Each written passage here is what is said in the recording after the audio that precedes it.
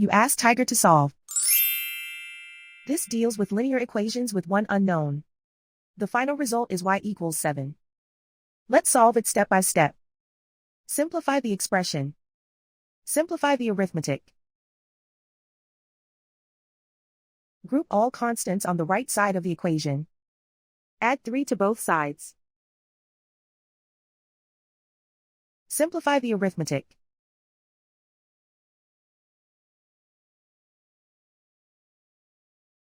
Isolate the y. Divide both sides by 3. Simplify the fraction. Find the greatest common factor of the numerator and denominator. Factor out and cancel the greatest common factor. And so the final result is y equals 7.